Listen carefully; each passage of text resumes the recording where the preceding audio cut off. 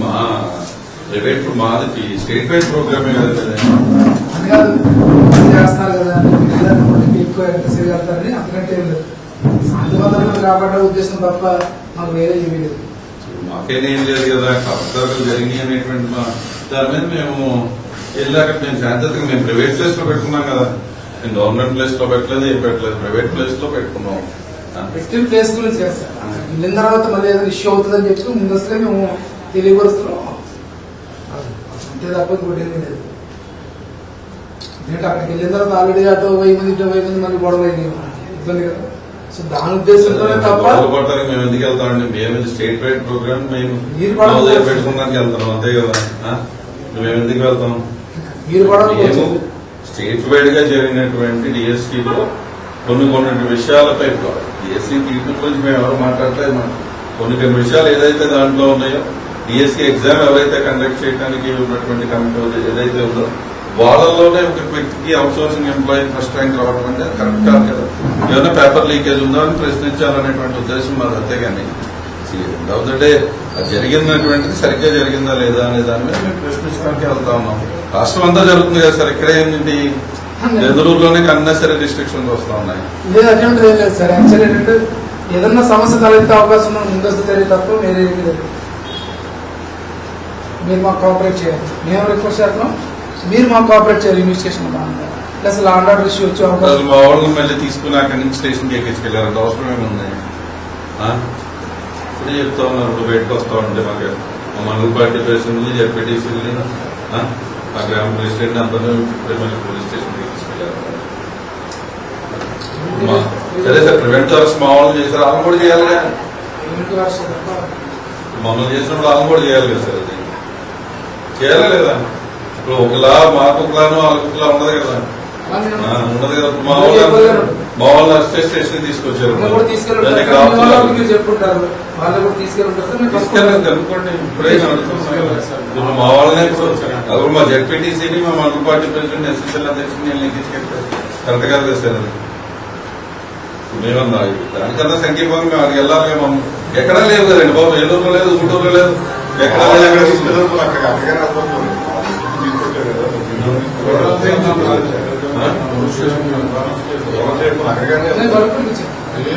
అక్కడ మా వాళ్ళని అరెస్ట్ చేసినప్పుడు మా వాళ్ళని కాపాడుకోవాలన్నప్పుడు మేము రాజకీయం చేయడం మా కరెక్ట్ కాదు సార్. అక్కడికి వెళ్ళాలి, మా వాళ్ళ దగ్గరికి వెళ్ళాలి, రిటర్న్కి వెళ్ళాలి. మేము కాదండి, మేము వెళ్ళాల్సిందే. మీరే అనుకోండి సార్, మా వాళ్ళు అరెస్ట్ చేసినప్పుడు అలా చేయాలి కదా. అదే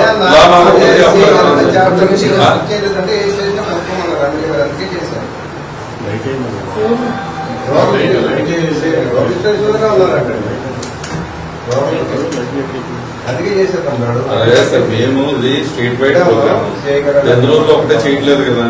స్టేట్ వైడ్ ప్రోగ్రామ్ చంద్రూరులో కూడా మేము చేసుకుంటా ఉన్నాం.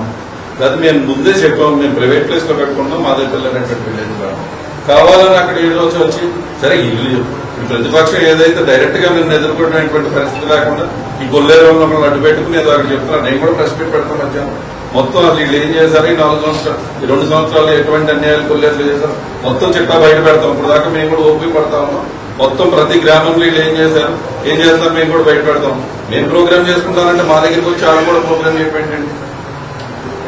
పీస్ఫుల్ గా మేము ప్రోగ్రామ్ చేసుకుంటా ఉంటాం. నా దగ్గర పంపించండి.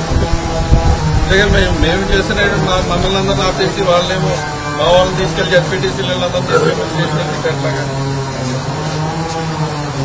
మేము అందరం కూడా లా అండ్ ఆర్డర్ ఒబే చేసేవాళ్ళం. ఇక్కడ ఎవరు లా అండ్ ఆర్డర్ ఒబే చేయని వాళ్ళు ఎవరు ఉంటాయి. But end of the day మేము ఎక్కడ ప్రోగ్రామ్ పెట్టుకుంటే అక్కడే వాళ్ళు ప్రోగ్రామ్ పెట్టుకుంటా ఉంటే అవసరం ఏముంది వాళ్ళకి.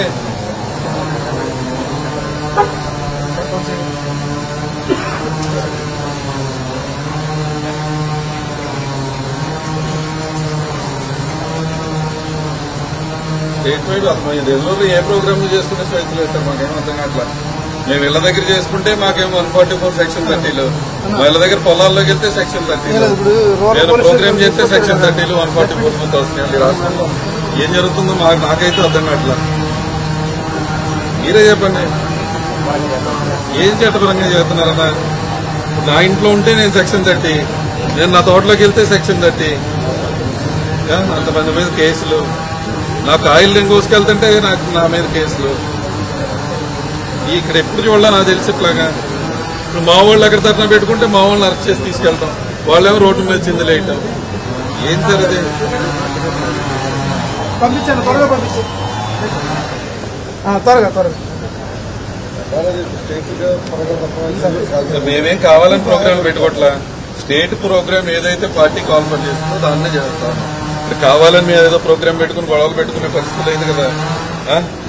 మేము అడిగైతే సెక్షన్ 30 144 ఉంటుందండి.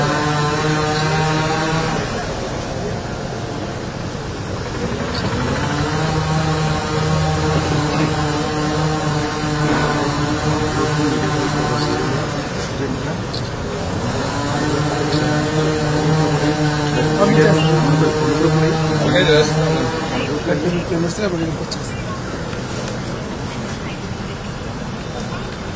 ఆనందాలకు చేయండి.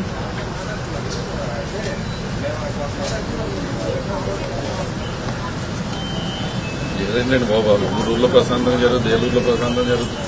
ఓన్లీ దేదలూరులో మీకే ఇబ్బంది, మాకే ఇబ్బంది.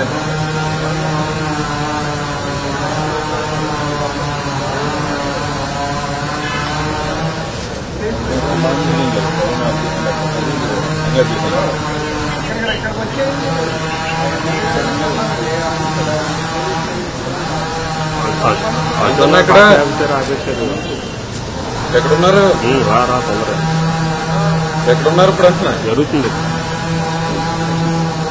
పోలీస్ స్టేషన్ లో ఉన్నారండి. చెప్పారు సార్ మమ్మల్ని ఇట్లా వాళ్ళని పంపట్లా. పంపించా సార్ 10 నిమిషాలు సార్. ఇప్పుడే కదా సార్ మా మండల పార్టీ అధ్యక్షుడు ఆయన, ఎస్సీసీఎల్ అధ్యక్షుడు, జెడ్పీటీసీ ఆ లీడర్లు తీసుకెళ్లి కూర్చోబెట్టారు. వాళ్ళని పంపిమ్మనండి.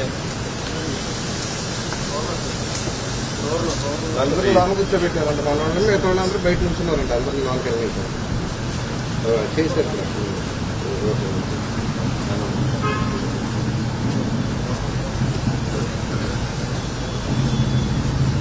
సరే సార్, మేము ఇక్కడ కూర్చుని ఉంటాం. మమ్మల్ని పంపించలేదు. మమ్మల్ని పంపిస్తే మేము వెళ్తాం, లేకపోతే మేము ఇక్కడ కూర్చుని ఉంటాం. నేను పంపిస్తాను సార్, వాళ్ళు తీసుకొస్తాను సార్, వాళ్ళు తీసుకొస్తాను. పంపించాను నన్ను పంపిస్తాను సార్.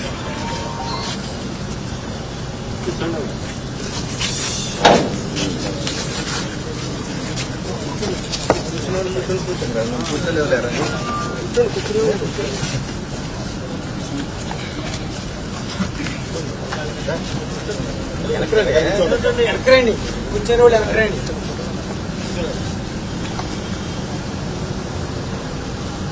అది ఫోన్ చేస్తే ఏంటిదంటే ఒక ప్లేస్ లో చేసుకుంటారు. దెందులూరులో ఎక్కడ చేసుకుంటారు చెప్పండి?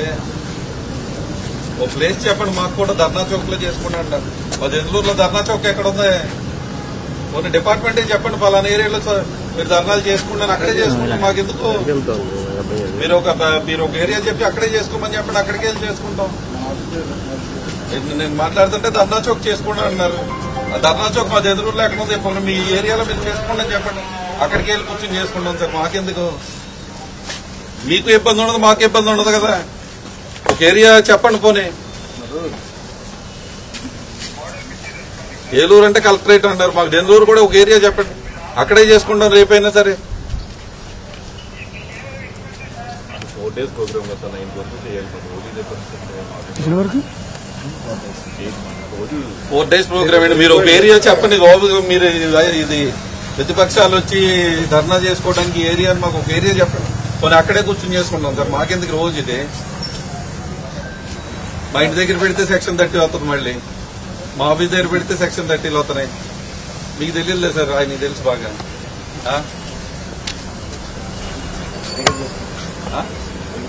ఇంటి దగ్గర పెట్టారు కదా సార్. నేను ఇంటి దగ్గర చేసుకుంటే ఎస్ఐఆర్ ప్రోగ్రామ్ మీరు ఇంటికాడ పెట్టుకుంటే మీరు అంతమంది దగ్గర కేసులు పెట్టి ఇంటికాడేగా నేను పెట్టుకుంది ఎస్ఐఆర్ ప్రోగ్రామ్. మా తోటలోకి వచ్చిన వాళ్ళు మీరు 120 మంది మీద కేసు పెట్టి 144 సెక్షన్, నా ప్రైవేట్ ప్రాపర్టీలో సెక్షన్ 30 144 పెట్టి అక్కడ మళ్ళీ కేసు కట్టి ఇప్పుడు మళ్ళీ ఇంటికాడ చేసుకుంటూ అంటారు ఏంటి సార్? అది ఇంటికాడ ఇప్పుడు 2 సెక్షన్ 30 2 సార్లు పెట్టారు. ఇప్పుడే 10 రోజుల్లో నేను అనేది ముందస్తు పర్మిషన్ తీసుకుంటే బాగుంటుంది. ఏం పర్మిషన్ చేసుకోలేదు సార్. నా ఇంటి దగ్గర ప్రోగ్రామ్ పర్మిషన్ అయింది. దీనికి నిన్నే పెట్టాను సార్. ఇవాళ ప్రోగ్రామ్ కి నిన్న మధ్యాహ్నం మా మండల పార్టీ అధ్యక్షుడు నిన్న స్టేషన్కి వెళ్ళి మరీ నన్ను పర్మిషన్ పెట్టారు. పర్మిషన్ తీసుకుంటే నువ్వు చేసుకుంటే ఇబ్బంది ఉండదు. అదే సార్ మేము చెప్తాను, పర్మిషన్ తీసుకుంటున్నాం సార్. ఏరియా చెప్పండి ఎక్కడ చేసుకోమంటారు. మీరే ఎస్పీ గారితో కలెక్టర్ గారితో మాట్లాడి దెందులూరు నియోజకవర్గానికి ఇది అని చెప్పండి, పోనీ మేము అక్కడే చేసుకుంటాం. మాకు ఎందుకు వచ్చింది? ఎందుకంటే ఇంటికాడ చేస్తే 144 సెక్షన్ అన్నారు. మరి మాకు ఎక్కడ చేసుకోవాలి? ఇట్లా ఇల్లు అనేది నా ప్రైవేట్ ప్రాపర్టీ, నా పర్టికులర్ నా పార్టీ ఆఫీసు. ఆ లోపల కూర్చొని నేను అంతా చేసినా మీరు సెక్షన్ 30 144 అని వాళ్ళ మీద కేసులు కట్టారు. ఇప్పుడు మమ్మల్ని ఎక్కడ ఒక ప్లేస్ చెప్పండి. మీరే మేము కోరుతున్నాం మీ ద్వారా ఎస్పీ గారిని కలెక్టర్ గారిని కోరుతా ఉన్నాం. దెందులూరు నియోజకవర్గంలో ఫలానా చోట మేము ధర్నాలు చేసుకోవచ్చు అని ఒక ప్లేస్ ఇవ్వండి. మేమే ప్రతిదానికి మేమేం ధర్నాలు చేయం. వాయిస్ వాయిస్లెస్ గా ప్రతిపక్షంగా మా గొంతు మేము వినిపించాలి. ఎక్కడ అదే ఏరియాకి వచ్చి అక్కడే చేసుకుని వెళ్తాం. మీరు అది చెప్పండి. మాకు రేపు ఉంది, ఎల్లుండి ఉంది. రోజు మీరు మమ్మల్ని ఆపటం మేము మాకు కూడా ఎందుకు?